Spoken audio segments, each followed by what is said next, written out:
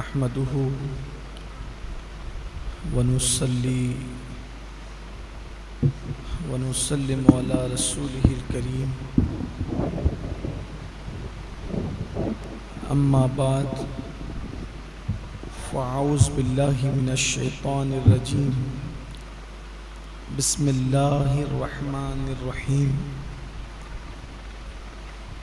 ومن يعظم شعائر الله فإنها من تقوى القلوب صدق الله العظيم غوث اعظم بمنے بے سر و ساما مددے قبلہ دین مددے کعبہ ایمان مددے انتظار کرم تست من عینی را اے خدا جو خدا بینو خدا دا مددے بگردہ بے بلا افتادہ کشتی مدد کن یا معین الدین چشتی الصلاة والسلام علیک یا رسول اللہ الصلاة والسلام علیک یا نبی اللہ الصلاة والسلام علیک یا حبیب اللہ وعلى آلك وأصحابك يا نور الله صلى الله تعالى عليك وسلم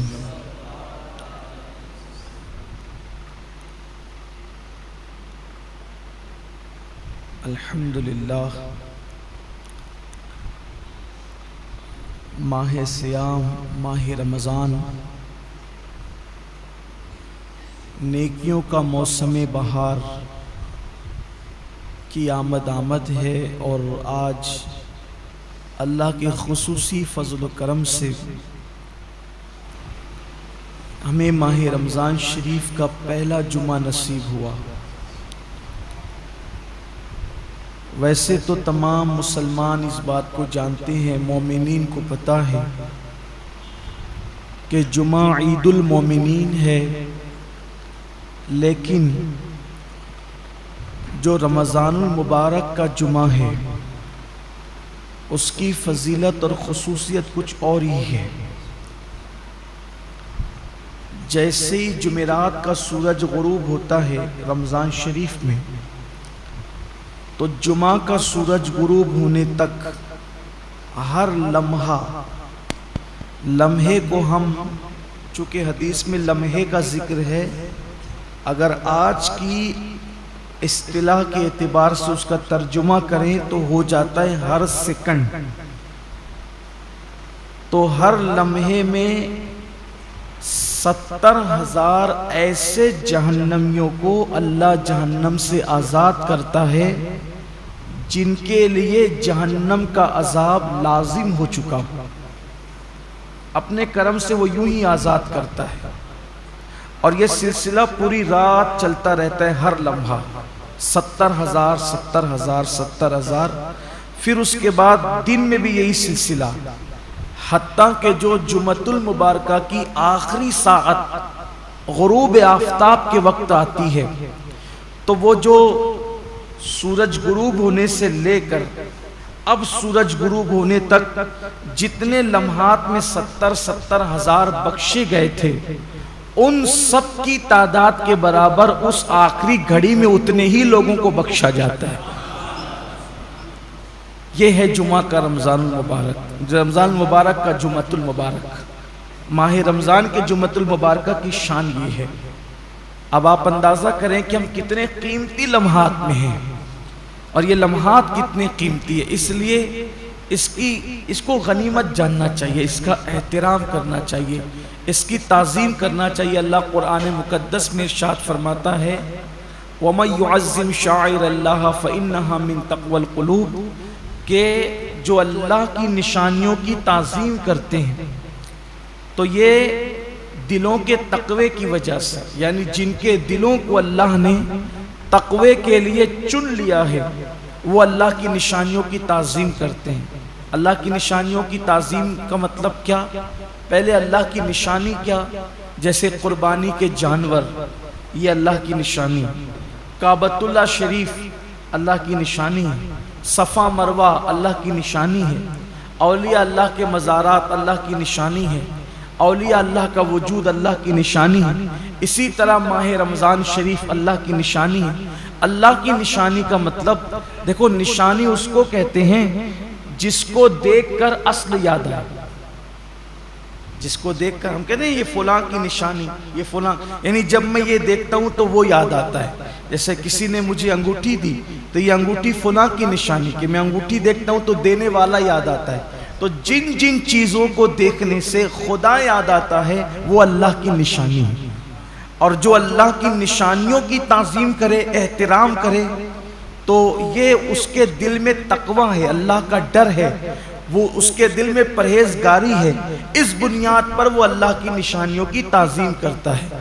تو اب رمضان المبارک کا احترام وہی دل کر سکتے ہیں، وہی قلوب کر سکتے ہیں جس دل کے اندر تقوی موجود ہے، پرہیزگاری موجود ہے، اللہ رب العزت کا خوف موجود ہے۔ انہی لوگوں کو اللہ توفیق دیتا ہے نشانیوں کے احترام کی اور نشانیوں کی تعظیم کی۔ اب ہم دیکھیں کہ کیا ہمارے دل کے اندر اللہ کی نشانیوں کی تعظیم ہے؟ ہر نشانی کی تعظیم الگ الگ ہے۔ تب رمضان شریف کی تعظیم کیسے کریں گے؟ جیسے اگر کسی ولی کو دیکھیں، کسی اللہ والے کو دیکھیں تو اس کی تعظیم یہ کہ ہم اٹھ کے کھڑے ہو جائیں، اس کے ہاتھوں میں ہاتھ دے دیں، زیادہ سے زیادہ تعظیم یہ کہ اس کی دست و بوسی کریں، اس سے دعائیں لیں۔ لیکن کیا رمضان شریف کے لیے ہم کیسے اٹھ کے کھڑے ہوں؟ یہ دکھنے والی چیز تو ہے نہیں، اس کے ہاتھ تو ہے نہیں کہ ہم اس کے ہاتھ چوم لیں۔ تو اس کی تعظیم کا مطلب کیا ہے؟ تو سب کی تعظیم جدا جدا ہے۔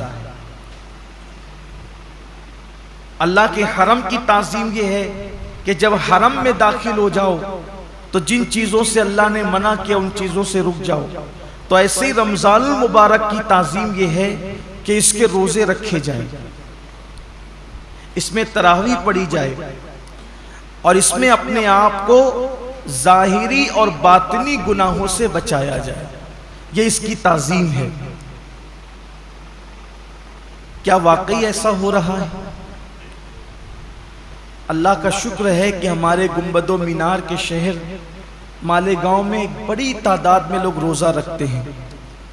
حتیٰ کہ ہمارے یہاں چھوٹے چھوٹے بچوں کو بھی اللہ نے یہ توفیق بخشی کہ چھوٹے بچے بھی روزہ رکھتے ہیں۔ خواتین اس میں مردوں سے کچھ آگے ہے روزے کے معاملات کے اندر، لیکن کہیں نہ کہیں اب بھی کمی ہے۔ اب بھی ایک بہت بڑی تعداد ہے جو روزہ نہیں رکھتی، روزہ رکھنے سے محروم ہے، اور وہ ان نوجوانوں کی تعداد ہے جو اس وقت محنت مزدوری کرتے ہیں، مارکیٹ میں بیٹھتے ہیں، لوم چلاتے ہیں، کاروبار کرتے ہیں، اور ان کا عذر یہ کہ دھوپ بہت ہے، تمازت بہت ہے، شدت بہت ہے۔ واقعی موسم تو گرم ہے، کچھ روزے اپریل میں ہوں گے اور کچھ روزے مئی میں بھی ہوں گے، بلکہ پورا آخری عشرہ مئی میں ہوگا، اور گرمی کا اور محنت کا عذر پیش کر کے لوگ روزہ چھوڑ دیتے ہیں۔ پہلی بات تو یہ ہے کہ موسم کا عذر یا محنت کا عذر پیش کر کے روزہ چھوڑنے کی اجازت نہیں ہو سکتی، بلکہ اگر محنت مزدوری کی وجہ سے آپ روزہ چھوڑتے ہیں تو اسلام کا حکم یہ جو احکام شرع ہے وہ بتا رہا ہوں آپ کو، کہ ایک طرف روزہ چھوٹتا ہے کام دھام کی وجہ سے، آپ اپنے اندر طاقت نہیں پاتے کہ محنت بھی کریں اور روزہ بھی رکھیں، تو روزہ نہیں چھوڑ سکتے۔ آپ کو شریعت یہ حکم دیتی ہے کہ آپ اپنی مصروفیات کم کر دیجئے، آپ کام شارٹ کیجئے، لیکن روزہ آپ کو رکھنا ہے۔ اس لیے کہ رمضان شریف کے ایک روزے کی اہمیت یہ ہے، ایک روزے کی، کہ جان بوجھ کر اگر کسی نے رمضان شریف کا ایک روزہ چھوڑ دیا اور اس کے بدلے میں پھر وہ پوری زندگی روزہ رکھے، تو زندگی بھر کے تمام روزے اس ایک روزے کی فضیلت کو نہیں پہنچ سکتے جو ماہ رمضان شریف میں رکھا گیا ہے۔ ماہ رمضان شریف کے روزے کا بدل زندگی بھر کے روزے نہیں ہو سکتے۔ جو فضیلت ان دنوں کی ہے، یہ موسم ہے روزے کا. اور کچھ لوگ چھوٹی موٹی بیماری کا بہانہ لے کر بھی روزہ چھوڑتے ہیں. ہر چھوٹی موٹی بیماری پر روزہ چھوڑنے کی اجازت نہیں ہے. گنہگار ہوں گے، سخت گنہگار ہوں گے. جس نے ایک روزہ رمضان شریف کا چھوڑا پھر اس کو قضا بھی کرنا پڑے گا ایک روزہ، اور توبہ بھی کرنی پڑے گی. یہ بھی عوام میں غلط فہمی ہے کہ جو لوگ سوچتے ہیں کہ رمضان شریف کا ایک روزہ چھوڑ دیا جان بوجھ کر تو 60 روزے رکھنے پڑیں گے. ایسا نہیں ہے، ایک ہی روزہ رکھنا ہے. یہ اصل میں جو بلا وجہ روزہ توڑ دیتے ہیں رکھ کر، 60 روزے ان کے لیے کفارے میں. لیکن جس نے روزہ چھوڑ دیا بہت برا کیا اس نے. ایک ہی روزہ رکھے گا بعد میں قضا، لیکن ساتھ ہی اس کو توبہ بھی کرنی پڑے گی. صرف روزہ قضا کرنے سے معاملہ ختم نہیں ہوگا، سچی توبہ بھی اس کے ساتھ لازم ہوگی. بلکہ جن لوگوں کے روزے کسی وجہ سے، لا علمی کی وجہ سے پہلے چھوٹ گئے تو وہ عام دنوں میں غیر رمضان میں ان روزوں کی دھیرے دھیرے قضا کر لیں. روزہ نہ رکھنے کا وبال بڑا دردناک ہے. اللہ کے رسول صلی اللہ علیہ وآلہ وسلم فرماتے ہیں کہ میں نے جب شب معراج جہنم کا مشاہدہ کیا تو میں نے دیکھا کہ کچھ لوگوں کے جبڑوں کو آگ کی کینچی سے کاٹا جا رہا ہے. میں نے پوچھا جبریل یہ کون لوگ ہیں؟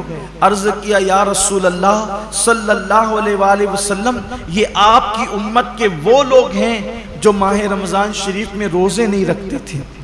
اس لیے یہ دنیا ہے، یہاں تو روتے گاتے گرتے پڑتے خوشی غمی میں زندگی کیسے بھی گزر جائے گی. لیکن ایک دن آخرت ہے، دنیا ختم ہونے والی ہے اور آخرت کبھی ختم نہیں ہوگی. آج عمل کر سکتے ہیں، اس کی اہمیت کا اندازہ نہیں ہے.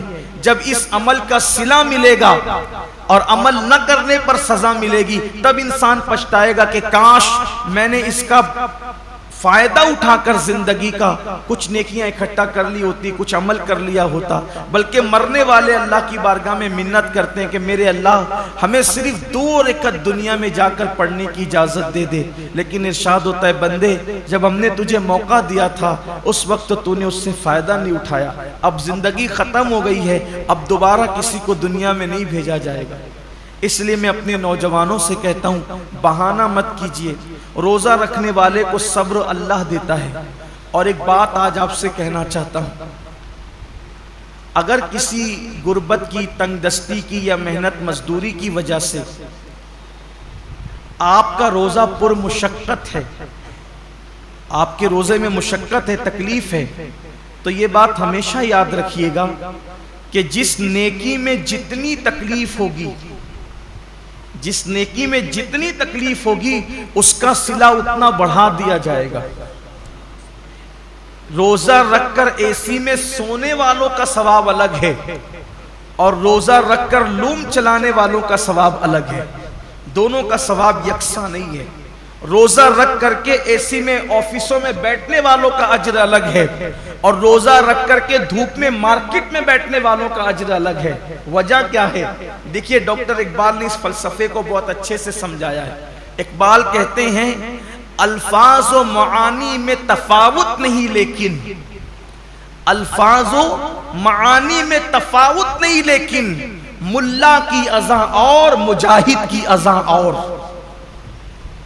جو مسجد کے اندر کھڑے ہو کر کے اذان دیتا ہے اس کے الفاظ بھی وہی ہے اور جو مسجد کے اندر اذان پڑے اس کا معنی بھی وہی ہے اور جو جہاد کے صحرا میں اذان دے اس کا معنی بھی وہی ہے اور اس کے الفاظ بھی وہی ہے. لیکن جو اذان کا ثواب مسجد میں کھڑے ہونے والے مؤذن کو ملتا ہے وہ مجاہد کو نہیں ملتا.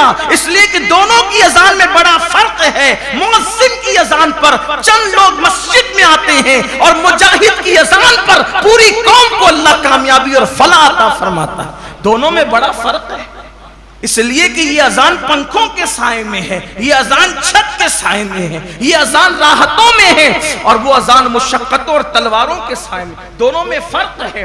تو اسی طریقے سے اقبال کی فکر سے روشنی لے کر کہہ رہا ہوں اور حدیث پاک کہ جس نیکی میں جتنی مشقت اور تکلیف ہوگی اس کا صلہ اتنا بڑھا دیا جائے گا. تو لوم چلانے والے مزدور کبھی غمگین نہ ہوں کہ کیسے کریں، ہمت سے کام لیجئے، جہنم مت خریدیے، جہنم کی کا عذاب مت خریدیے۔ اگر اللہ کی مرضی کسی کو مزدور بنایا، کسی کو سیٹ بنایا، لیکن آپ کو کام ہمت سے لینا ہے، اللہ اس کا صلہ بہت بڑھا دے گا، اللہ اس کا اجر بہت بڑھا دے گا۔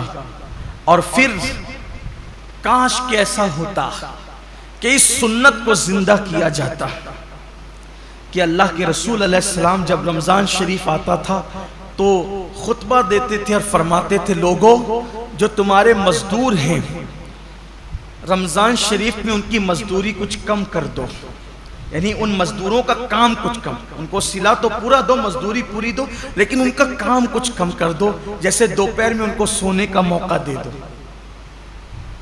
اب یہاں تو سیٹھوں کا حال یہ ہے کہ اگر مزدور نماز پڑھنے رمضان شریف میں بھی جائے تو ان کے ماتھے پہ شکن آتا ہے۔ یہ لوگ کہتے ہیں نا کہ حالانکہ سارے سیٹ ایسے نہیں ہیں، کچھ اگر سیٹ لوگ یہاں ہیں تو وہ برا نہیں مانے، مجھے تو لوگوں نے یہاں تک کیا کے بتایا کہ ایک سیٹ صاحب حافظ قرآن ہے، مجھے لوگوں نے نام کے ساتھ بتایا، میں نام نہیں لوں گا کیونکہ میں اللہ کے گھر میں واعظ و نصیحت کرنے کھڑا ہوا، غیبت کرنے کھڑا نہیں ہوا۔ کہا وہ حافظ قرآن ہے، وہ خود نماز میں گئے اور جب مزدور نماز پڑھ کر کے آئے تو انہوں نے کہا کہ اب جا تو نماز ہی پڑھتے رہے، یہاں سے نکل جا۔ یہ صورتحال ہے۔ پھر جس قوم کا حال یہ ہو کہ وہ اس قدر گندی سوچ کی حامل ہو جائے کہ وہ اپنے مزدور کو نماز پڑھنے تک جانے نہ دے، پھر ان کے کاروبار تباہ نہیں ہوں گے تو اور کیا ہوں گے؟ ان کے کاروبار کی ملائی دوسرے لوگ نہیں کھائیں گے تو کیا کریں گے؟ کل اور آج کے کاروبار میں کچھ فرق محسوس کرتے ہیں آپ؟ کل کی برکتوں میں اور آج کی برکتوں میں آپ کچھ فرق محسوس کرتے ہیں؟ کل بھی ہمارے باپ داداؤں نے کاروبار سنبھالا اور آج بھی ہماری نئی نسل سنبھال رہی۔ فرق یہ ہے کہ وہاں جب دین کا معاملہ آتا تھا تو وہ اپنے آپ کو سرنڈر کر دیتے تھے، قدرت نے انہیں برکتوں سے نوازا تھا۔ آج بہت کاروبار بڑھا لیا گیا ہے لیکن پھر بھی ہائے ہائے کیے جا رہے ہیں، برکتیں اٹھ گئی ہے۔ وجہ یہ کہ دین سے دوری ہے، مذہب سے دوری، اور انسان جب دین سے دور ہوگا تب تک وہ روئے گا، تب تک وہ پچھتائے گا، تب تک ناکامی اس کے گلے کا ہار بنے گی۔ تو آئیے، اللہ رب العزت نے اتنا خوبصورت سا مہینہ ہمیں دیا ہے، اس لیے میری گزارش ہے کہ اس مبارک مہینے میں پہلے تو روزوں کا اہتمام کریں، اور جن کو چھوٹی موٹی بیماریاں ان سے بھی کہتا ہوں بیماری کا بہانہ لے کے، سر درد ہے، بخار آ گیا ہے، کورونا ہو گیا ہے، ان چیزوں کو لے کر کے آپ روزہ نہ چھوڑیں، اس لیے کہ وہ اور بیماریاں ہیں اور اس حد تک بیماری ہے جس کو بہت سیریس میٹر کہتے ہیں، وہاں روزہ چھوڑنے کی اجازت ہے کہ جب آدمی رکھ ہی نہیں سکتا، بیماری بڑھ جانے کا یقین ہو، مر جائے گا، بیماری بڑھ جائے گی، تکلیف بڑھ جائے گی۔ جب کوئی مسلمان پابند شرع، کوئی دین کی سمجھ رکھنے والا ڈاکٹر کہہ دے تو بات الگ ہے، اپنی مرضی سے فتویٰ دینا کہ میں نے روزہ نہیں رکھنا، میں بیمار ہوں، جبکہ اللہ کے رسول علیہ السلام کا فرمان ہے روزہ رکھو صحت مند ہو جاؤ۔ روزے سے بیماری نہیں بڑھتی بلکہ روزے سے صحت ملا کرتی۔ جب اللہ کے رسول نے کہہ دیا جو طبیبوں کے طبیب ہے، جو حکیموں کے حکیم ہے، جو صرف جسموں کے حکیم نہیں بلکہ روحانیت کے بھی حکیم و طبیب ہے، تو جب اس رسول نے فرما دیا روزہ رکھو صحت مند ہو جاؤ گے تو پھر صحت ملنا ہی ملنا ہے۔ اس لیے بہانہ نہ کرو۔ ایک حدیث پاک اور یاد آتی ہے، فرمایا گیا ہر قسم، ہر چیز کی زکوٰۃ ہے، ہر چیز کی، جیسے مال کی زکوٰۃ، جس نے مال کی زکوٰۃ دے دی اس کا مال اللہ کے قلعے میں محفوظ ہو گیا، اب اس کے مال کو کوئی نقصان نہیں ہو سکتا۔ ایسے ہی جان کی بھی زکوٰۃ ہے، جسم کی بھی زکوٰۃ ہے۔ تو جان کی زکوٰۃ کیا ہے؟ میرے آقا علیہ السلام فرماتے ہیں روزہ یہ تمہاری جان کی زکوٰۃ ہے، تمہارے جسم کی زکوٰۃ، مطلب جو لوگ روزہ رکھ لیتے ہیں اب ان کی جان بھی اللہ محفوظ کر لیتا ہے، وہ مہلک بیماریوں سے، موذی بیماریوں سے محفوظ ہو جاتے ہیں۔ آپ دیکھیے اللہ کے اولیاء آج جتنی کثرت سے بیماریاں ہیں پہلے نہیں تھی، اور جو بیماریاں آج ہیں وہ پہلے نہیں تھی. کیوں؟ اس دور میں لوگ صرف رمضان شریف کے روزے نہیں رکھتے تھے، بلکہ مہینے میں 13، 14، 15 تاریخ کو بھی اکثر مسلمان روزہ رکھتے تھے. 3 روزے تو مہینے میں رکھتے ہی تھے مسلمان. پھر اس کے بعد جو اور دین سے قریب تھے وہ پیر اور جمعرات کے بھی روزے رکھتے تھے. پھر موقع بموقع عاشورہ کا روزہ، یہ روزہ، وہ روزہ، یعنی جو موقع آیا اس کے بہانے سے روزے رکھتے تھے. اس لیے یہ بیماریاں ان کو نہیں تھی جن بیماریوں میں ہم مبتلا ہیں. کیوں؟ کیونکہ وہ جسم کی زکوٰۃ نکالتے رہتے تھے، اور جب زکوٰۃ نکلتی رہے گی تو جسم محفوظ ہوتا رہے گا. ہم سمجھتے ہیں کہ کھانے سے طاقت ملتی ہے، طاقت کھانے سے نہیں ملتی. کھانا تو ایک بہانہ ہے. فرمایا گیا کم کھانا یہ صحت انسان کو صحت مند کرتا ہے، کم غذا انسان کو صحت مند کرتی. ہم کھانے کے لیے پیدا نہیں ہوئے، کھانا ہمارے لیے پیدا ہوا. بزرگوں نے فرمایا جینے کے لیے کھایا کرو، کھانے کے لیے جیا مت کرو، اللہ کے لیے جیو. یہ انسان کی سوچ اور فکر ہونا چاہیے. تو پہلی چیز یہ ہے روزہ رکھیے، روزے کا اہتمام کیجیے، اور روزہ رکھیے تو اس طرح رکھیے جیسے اللہ نے روزہ رکھنے کا حکم دیا ہے. یہ دوسرا باب آپ کے سامنے پیش کرنے لگا. پہلے تو روزہ رکھیے، اب جو روزہ رکھتے ہیں ان کے لیے اس طرح رکھیے جیسے اللہ نے رکھنے کا حکم دیا. اب اللہ نے روزہ رکھنے کا حکم کیسے دیا؟ حدیث پاک میں آتا ہے کہ اللہ کے رسول صلی اللہ علیہ وآلہ وسلم فرماتے ہیں کہ بعض روزے دار ایسے ہوتے ہیں جن کو روزے میں بھوک اور پیاس کے سوا کچھ نصیب نہیں ہوتا. یعنی صرف وہ بھوکے اور پیاسے رہتے ہیں، بس ان کو کچھ ملنا نہیں ہے. وجہ اس لیے کہ انہوں نے جو حلال کھانا تھا، توجہ کرنا، جو حلال کھانا تھا، جیسے کھانا حلال ہے نا، پانی بھی حلال ہے، مغرب بعد تو کھا سکتے ہیں نا، وہ تو حلال ہی ہے. صبح صادق سے پہلے کھا سکتے ہیں، حلال ہی ہے. لیکن روزہ رکھنے کی نیت کرنے کی وجہ سے وہ حرام ہو گیا تو رک گئے کھانے پینے سے. لیکن جس کھانا جو حلال تھا روزے سے پہلے اور روزے کے بعد، وہ روزے کی حالت میں تو ہم رک گئے کھانے پینے سے. فریج بھری ہوئی ہے پھلوں سے، رک گئے ہیں. کچن بھرا ہوا ہے کھانے سے، رک گئے ہیں. مگر گالی تو ہمیشہ حرام ہے. کیا روزے میں لوگ گالی سے بھی رکے؟ پاپ کی نظر کسی عورت پہ اٹھانا یہ تو ہمیشہ حرام ہے. کیا آنکھوں کو بھی لوگوں نے کنٹرول کیا؟ نماز ترک کرنا یہ ہمیشہ حرام ہے. نماز کو چھوڑ دینا یہ ہمیشہ حرام ہے. کیا لوگ روزے کی حالت میں نماز کے پابند ہوئے؟ بے شمار روزے دار ہیں جو نیند سے اٹھتے ہیں، بستر پہ سحری کھاتے ہیں، وہیں سو جاتے ہیں. یہ کون سا روزہ ہے جس میں کوئی نماز ہی نہیں ہے؟ یہ کون سا روزہ؟ روزے کے متعلق میرے آقا صلی اللہ علیہ وآلہ وسلم کے فرمان کا مفہوم ہے روزہ وہ ہے صحیح معنی میں. کون سا روزہ؟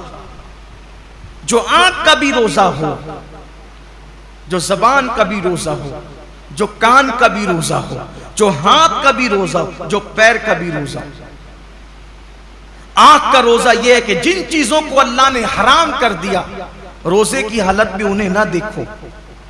یہاں تو روزے میں لوگ گیم کھیلتے بیٹھے ہوئے، دیکھ لیجئے ٹائم پاس کر رہے ہیں. کیوں بھائی گیم کھیلتے ہو؟ تسبیح کیوں نہیں پڑھ سکتے؟ یہ تو مہینہ تسبیح اور تلاوت کا ہے، درود شریف کا ہے. اچھا یہ تو گیم کھیل رہے ہیں، اس میں کوئی تصویر تو نہیں ہے، یہ حرام تو نہیں ہے. اسلام میں وقت ضائع کرنا ہی حرام ہے، تضییع اوقات حرام ہے اسلام کے اندر. گیم کھیلنا موبائل پر یہ حرام ہے. حالت روزہ میں یہ کون سا حرام کام لوگ لے کے بیٹھ گئے؟ بچے گیم کھیل رہے ہیں، جوان گیم کھیل رہے ہیں، عورتیں گیم کھیل رہی ہیں، لگے ہوئے سب موبائل پر. تو روزہ رکھا تو کیا معاذ اللہ ہم نے احسان کیا کہ آپ گیم کھیلنے بیٹھ گئے؟ یہ روزہ تو نہیں ہو سکتا. کچھ لوگ سیریل دیکھتے ہیں روزے کی حالت میں، بلکہ یہ روحانی تربیت کا مہینہ ہے. کہ جب آنکھوں سے پاپ نہیں ہوگا، کانوں سے ناجائز حرام چیزیں نہیں سنیں گے، ہاتھ سے کسی پہ ظلم نہیں کریں گے، زبان سے کسی کو گالی نہیں دیں گے، جھوٹ نہیں بولیں گے، غیبت نہیں کریں گے، پیر سے حرام جگہ چل کر نہیں جائیں گے، تو ایک مہینے کے اندر یہ روحانی تربیت ہوگی۔ تو جب رمضان شریف تو چلا جائے گا لیکن یہ نیک عادتیں انسان میں باقی رہ جائے گی، اس طریقے سے انسان کی زندگی بدل جائے گی۔ یہ مہینہ بدلنے کے لیے آتا ہے، یہ مہینہ انسان کو تبدیل کرنے کے لیے آتا ہے، یہ مہینہ انسان کی زندگی میں انقلاب برپا کرنے کے لیے آتا ہے۔ اب زبان جھوٹ بول ہی رہی ہے، کچھ لوگوں کا تو روزہ اس وقت تک مکمل ہی نہیں ہوتا جب تک وہ 2-4 لوگوں سے جھگڑا نہ کریں۔ بڑا نازک ہوتا ہے کچھ لوگوں کا روزہ، یعنی ان کا دماغ چڑچڑا ہو جاتا ہے روزے کے اندر، اس سے لڑ، اس سے جھگڑ، اس کو گالی دے، اس سے یہ حالت ہوتی ہے۔ روزہ یہ نہیں، اللہ کے رسول علیہ السلام فرماتے ہیں اگر کوئی روزے کی حالت میں تم سے جھگڑا کرے تو اس کو کہہ دو کہ بھئی میں روزے سے، میں اپنا روزہ خراب نہیں کرنا چاہتا۔ روزے میں جھگڑا نہیں ہونا چاہیے، روزہ نہیں ہے۔ اب آپ کے سامنے بتاؤں، ایسا روزہ رکھو کہ کھانے پینے کے ساتھ آنکھ پہ بھی کنٹرول ہو، زبان پہ بھی کنٹرول ہو، ہاتھ پہ بھی کنٹرول ہو، پیر پہ بھی کنٹرول ہو، سوچ پر بھی کنٹرول ہو۔ اب ایسے روزے کا صلہ کیا ہے؟ تو اللہ خود فرماتا ہے روزہ میرے لیے ہے اور میں ہی اس کی جزا ہوں۔ یعنی ہر نیکی اور ہر نیک عمل کی جزا جنت ہو سکتی ہے، لیکن روزہ تنہا وہ عبادت ہے کہ آپ نے جس کا حق ادا کیا اس کا صلہ جنت نہیں بلکہ مالک جنت ہے۔ سوچے تو صحیح روزہ کیا چیز ہے، مالک جنت کیسے صلہ ہے؟ مطلب یہ کہ اللہ روزے داروں کو اپنا دیدار نصیب فرمائے، روزے داروں کو خدا کا دیدار۔ صحابہ نے پوچھا یا رسول اللہ ہم اللہ کا دیدار کیسے کریں گے؟ تو آقا فرماتے ہیں جیسے تم آسمان پر چاند دیکھتے ہو بلا تکلف، بلا تمثیل، تم اللہ کا یوں دیدار کرو۔ سوچئے حضور اتنے خوبصورت ہیں تو حضور کو بنانے والے رب کے حسن کا عالم کیا ہوگا؟ کائنات اتنی خوبصورت ہے تو کائنات کو بنانے والے رب کے حسن اور اس کے جمال کا عالم کیا ہوگا؟ تو اللہ کے لیے ایسا روزہ رکھو، اور پھر جاتے جاتے یہ مہینہ مواسات کا مہینہ، غم گساری کا مہینہ ہے، غم خاری کا مہینہ ہے۔ مواسات کا مطلب، غم گساری کا مطلب، غم خاری کا مطلب ایک دوسرے کا خیال رکھو، ایک دوسرے کا خیال رکھو، نمائشی طور پر نہیں، حقیقی طور پر۔ ایک دوسرے کا خیال رکھنے کا مطلب اگر کوئی حاجت مند نظر آئے اس کی حاجت کو پورا کرو، کوئی تکلیف میں نظر آئے اس کی تکلیف کو پورا کرو۔ بلکہ آپ مجھے یہ بتائیں کہ آخر اللہ رب العزت تو بے نیاز ہے، جن کے گھر کی فریجیں بھری ہے، کچن بھرے، ان کو بھوکا رہنے کا حکم کیوں دیا؟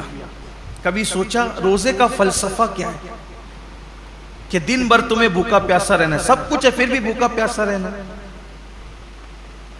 جیسے کچھ نیکیاں، کچھ عبادتیں خاص مالداروں کے لیے رکھی ہے، ویسے کچھ عبادتیں اللہ غریبوں کے لیے رکھ دیتا ہے۔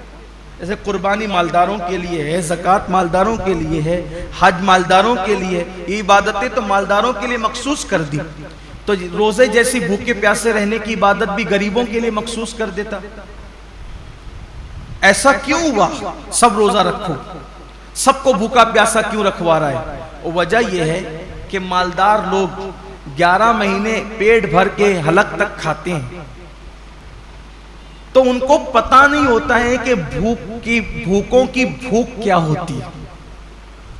جو بندہ جس تکلیف سے گزرے گا نہیں، اس کو اس تکلیف کا احساس کبھی نہیں ہوگا۔ جو یتیم نہیں تھا اس کو یتیموں کا درد کبھی پتہ نہیں چل سکتا۔ جو غریب نہیں ہو اس کو غریبوں کا درد کبھی پتہ نہیں چل سکتا۔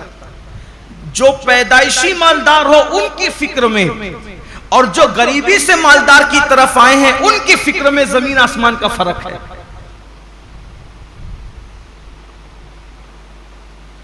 ایک مرتبہ کا واقعہ ہے کہ کچھ غریب قافلے گزر رہے تھے مالداروں کی بستی سے، کچھ غریبوں کے قافلے گزر رہے تھے مالداروں کی بستی سے، تو وہ نیچے کی پڑی ہوئی روٹیاں اٹھا اٹھا کر کے کھا رہے تھے. تو مالداروں کے بچوں نے ان کو دیکھا تو اپنے باپ سے پوچھا کہ یہ لوگ نیچے کی روٹی پڑی ہوئی کیوں اٹھا کے کھاتے ہیں؟ تو باپ نے جواب دیا بیٹے ان کو روٹی نہیں ملی اس لیے یہ روٹی اٹھا کے کھاتے. تو کہا ابا ان کو روٹی نہیں ملے تو انہیں چاہیے تھا کہ یہ دکان سے کیک خرید لیتے. اب اس بچے کو کیا پتا کہ جنہیں روٹی نصیب نہیں وہ کیک کہاں سے خریدیں گے، لیکن اس کی سوچ تھی چونکہ وہ مالدار گھر میں پیدا ہے. تو جو غربت، اسی لیے اللہ نے اپنے محبوب صلی اللہ علیہ وآلہ وسلم کو یتیم پیدا فرمایا. اسی لیے اللہ نے اپنے محبوب صلی اللہ علیہ وسلم کی پرورش غریب گھر میں فرمائی. کیوں؟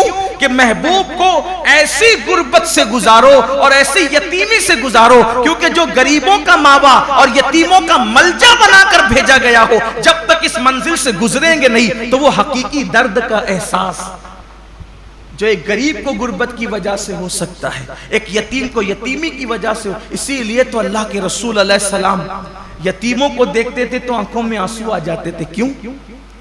اس لیے کہ حضور خود یتیمی سے گزرے تھے، وہ در یتیم تھے. آقا فرماتے ہیں میں اس ماں کا بیٹا ہوں کہ میری ماں دھوپ میں سکھا ہوا گوشت کھا کر کے زندگی گزارتی، اور میری ماں کو میں نے سوکھے ٹکڑے کھاتے ہوئے دیکھا. اللہ کے رسول علیہ السلام یہ فرماتے ہیں. تو یہ روزے جو رکھائے جاتے ہیں ایک مہینے تک، اس کی بہت ساری حکمتوں میں سے ایک حکمت یہ بھی ہے 11 مہینے تک پیٹ بھر کر کھانے والوں ذرا ایک مہینے بھوکے رہ کر دیکھو کہ دنیا کے اندر جو قوم روٹی کے ٹکڑے کو ترس رہی ہے آخر بھوک کس چیز کا نام ہے، تاکہ ان کی بھوک کا تمہیں احساس ہو. اور بھی حکمتیں، لیکن ایک حکمت یہ بھی ہے کہ ان کی بھوک کا تمہیں احساس ہو. تو یہ مہینہ مواسات کا مہینہ ہے، حاجتیں پوری کرنے کا مہینہ ہے، تکلیفیں پوری کرنے کا مہینہ ہے. اللہ کے رسول علیہ السلام کا فرمان ہے، حدیث پاک میں آتا ہے کہ جو ماہ رمضان شریف میں اپنے کسی مومن بھائی کی صرف ایک حاجت پوری کر دے، ایک حاجت، اللہ تعالیٰ اس کی 10 لاکھ حاجتوں کو پورا فرمائے گا اور اس کو گناہوں سے ایسے پاک کر دے گا جیسے وہ ابھی اپنی ماں کے پیٹ سے پیدا ہوا. اس لیے اگر اللہ نے آپ کو نوازا ہو دولت سے، اگر اللہ نے آپ کو نوازا ہو مال سے، اگر اللہ نے آپ کو خوشحال رکھا ہو تو اپنے رشتہ داروں کا خیال کریں، اپنے گرد و پیش کا خیال کریں. میں تو صرف یہی عرض کرنا چاہتا ہوں کہ ہر آدمی اگر صرف اپنے رشتہ داروں کو سنبھال لے تو مسلمانوں کی غربت کا خاتمہ ہو جائے. اس لیے اپنے گرد و پیش کا جائزہ لیں، حسب حیثیت حسب طاقت ایک دوسرے کی مدد کریں، اور ایک دوسرے کی مدد کرنے کے ساتھ ساتھ اللہ تعالیٰ نے اگر آپ کو مال دیا ہے، دولت دیا ہے، تو اپنے مال سے مدارس اسلامیہ کی بھی مدد کریں. اس لیے کہ جب تک مدارس ہیں تب تک علم زندہ ہے، اور جب تک علم زندہ ہے تب تک اسلام زندہ ہے. اللہ کے رسول علیہ السلام فرماتے ہیں العلم حیات الاسلام و عماد الدین، کہ علم اسلام کی زندگی ہے. جب تک علم رہے گا اسلام رہے گا. اچھے امام آپ کو مدرسوں سے ملتے ہیں، اچھے خطبہ آپ کو مدرسوں سے ملتے ہیں، اچھے رہنما آپ کو مدرسوں سے ملتے ہیں. کچھ لوگوں کو مدرسوں سے بڑی چڑ ہے، یہ یہودیت کی فکر ہے، یہ نصرانیت کی فکر ہے، یہ مشرکین کی فکر ہے. مدارس سے نفرت اور اہل مدارس سے نفرت. یاد رکھیے مدارس کا تعاون کرنا اسلام کو فروغ دینے میں ایک بہت بڑا قدم اٹھانا ہے. آپ جس بھی مدرسے سے متفق ہیں، جہاں کے کام سے آپ مطمئن ہیں، وہاں مدرسے کی مدد کریں. ساتھ ہی ساتھ آپ کی ہماری اپنی تحریک سنی دعوت اسلامی مختلف شعبہ جات میں کام کر رہی ہے جو آپ کی نگاہوں کے سامنے ہے. الحمدللہ شعبہ دعوت و تبلیغ ہو، شعبہ مدارس ہو، شعبہ مساجد ہو، شعبہ خدمت خلق ہو، اس طرح کے شعبہ جات سنی دعوت اسلامی سال بھر اس میں کام کرتی اور آپ دیکھتے رہتے ہیں. اللہ کا شکر ہے شعبہ مدارس کے زیر اہتمام 3 دارالعلوم چلتے ہیں اور 60 مدارس اور مکاتب چلتے ہیں، اور 60 مکاتب جو پورے شہر میں چلتے ہیں تقریباً اس میں 2700 کم و بیش طلبہ اور طالبات تعلیم حاصل کرتے ہیں۔ تو اگر اللہ نے آپ کو نوازا ہے تو اپنے زکوٰۃ، خیرات اور فطرے کی رقم سے آپ ان تمام شعبہ جات کو مضبوط کریں۔ اللہ کا شکر ہے اجتماعی شادیوں کا نظم بھی آپ دیکھتے رہتے ہیں، سال بھر میں ساری ایکٹیویٹیز آپ کے سامنے ہیں۔ آپ دیتے ہیں پیسے، اس کے بدلے میں آپ کو حفاظ کرام دیے جاتے ہیں، علماء کرام دیے جاتے ہیں جو آپ کی نگاہوں کے سامنے ہیں، یعنی آپ کی دی ہوئی رقم آپ کی نگاہوں کے سامنے آپ کے اپنے شہر پر خرچ ہوتی ہے اور آپ کے اپنے شہر کے بچوں پہ خرچ ہوتی ہے۔ اس لیے آپ زکوٰۃ تو نکالیں گے، کہیں نہ کہیں دیں گے، اس سے بہتر ہے کہ آپ کی زکوٰۃ آپ کی نگاہوں کے سامنے صحیح مصرف میں خرچ ہو۔ اس کے لیے آپ ہمارے ذمہ داران سے رابطہ قائم کریں۔ مثال کے طور پہ مسجد کے ہمارے امام صاحب حضرت مولانا حافظ و قاری غفران رضا شرفی صاحب، وہ یہیں آپ کو موجود ملتے ہیں، آپ ان سے رابطہ کر لیں۔ ہمارے عثمان بھائی ہیں، ان سے رابطہ کر لیں۔ ہمارے جمیل بھائی ہیں، ان سے رابطہ کر لیں۔ دیگر احباب ہیں، لیکن میری گزارش ہے کہ آپ شعبہ مدارس و مساجد کو اور تحریک کو اپنے عطیات سے، زکوٰۃ و صدقات سے ضرور مضبوط اور مستحکم کریں، تاکہ اللہ تعالیٰ کا دین مزید فروغ پائے اور دین کو اللہ تعالیٰ مزید ترقی عطا فرمائیں۔ ساتھ ہی ساتھ اپنے رشتہ دار اور احباب کا بھی اور اپنے آس پڑوس کا بھی خصوصی خیال فرمائیں اور خصوصی توجہ فرمائیں۔ اللہ تبارک و تعالیٰ پوری امت پر کرم کی نظر فرمائیں اور خاص طور پر 2 وقت کو ضائع نہ کریں، 2 ٹائم کو ضائع نہ کریں۔ ایک تو سحری کا آخری وقت جو فجر سے پہلے کا ہوتا ہے، اور ایک تو افطار کا وقت جو بالکل غروب کے قریب ہوتا ہے۔ یہ 2 وقت تو بہت قیمتی، پورا مہینہ ہی قیمتی ہے، لیکن یہ 2 اوقات ایسے ہیں کہ اللہ تبارک و تعالیٰ نے اپنے بندوں سے وعدہ فرمایا ہے کہ ان اوقات میں کی جانے والی دعا کو اللہ تعالیٰ رد نہیں فرمائے گا۔ اس وقت تو پورا عالم اسلام تکلیف میں، مصیبتوں میں، بلاؤں میں گرفتار ہے۔ میری گزارش ہے کہ اگر آخری وقت میں ہاتھ اٹھا دیں اور اللہ کی بارگاہ میں دعا کریں کہ اللہ تمام عالم اسلام کی مصیبتوں کو، مشکلوں کو دور فرما کر آسانیاں پیدا فرما دے، بالخصوص کورونا اور لاک ڈاؤن کی یہ جو نحوستیں ہیں اللہ سب کا خاتمہ کر دے۔ یہ تو اللہ کا احسان ہوا کہ اس سال ماہ رمضان شریف میں ہم اپنی مسجدوں میں عبادت کر لے رہے ہیں، لیکن پچھلے سال کے حالات کیسے تھے؟ اس لیے خصوصی گڑ گڑا کر اللہ کی بارگاہ میں دعا کریں، اور اللہ کا کوئی بندہ اللہ کی بارگاہ میں دعا کرتا ہے اللہ اس کی دعا کو رد نہیں کرتا۔ اس لیے گڑ گڑائیں، اللہ سے کچھ مانگ لیں۔